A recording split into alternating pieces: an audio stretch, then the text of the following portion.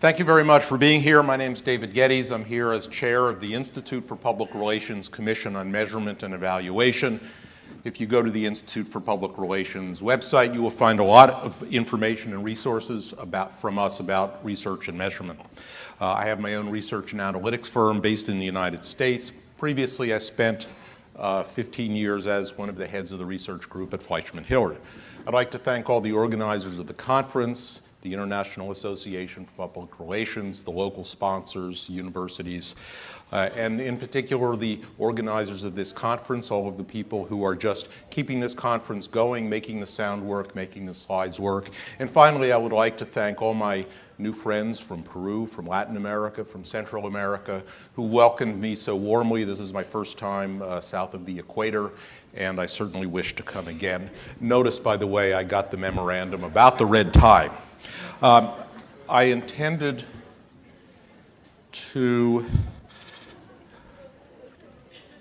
I came here intending to speak about 5 topics.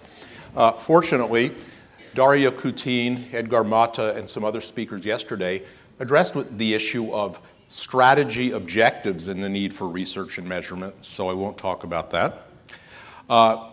Frank Oviatt just talked about the needs for standards, in particular detailed standards about how do we measure awareness? How can we do a measure of awareness so that no matter which agency you use or which department of your company you use, you have comparable data. Imagine that you're the CEO, the CMO of an organization. You have 3 product business lines.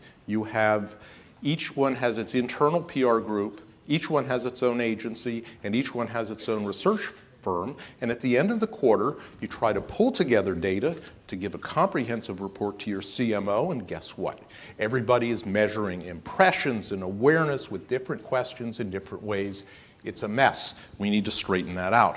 So I am going to talk about a high-level view today of public relations measurement and suggest a framework, a theory-based framework that will get everybody in a common ground and I think give more credibility to our measurement process. Fortunately, Thierry Nicolet, who follows me, is going to give a very good case study in this area.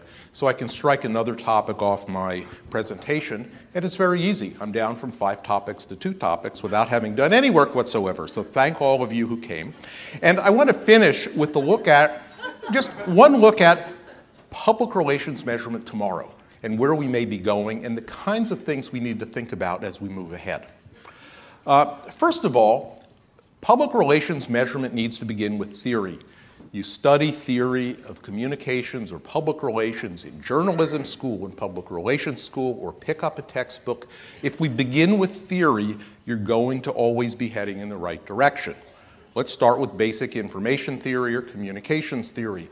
We have a message sender who originates a message somewhere up here or within an organization. The message sender encodes the message. That means figures out a way to say it or express it. The message sender then sends or transmits it through some medium or channel. And the message recipient goes through several stages too. We receive the message, we catch it, we have to decode it, figure out what it means, we have to understand it, this is a cognitive process, and then we can either change our behaviors or beliefs or attitudes or stay the same.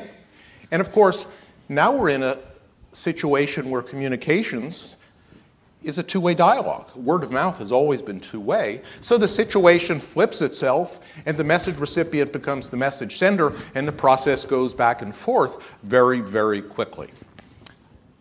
And at all stages in this process, there is noise. In other words, things get miscommunicated, miscoded, misunderstood, mistransmitted.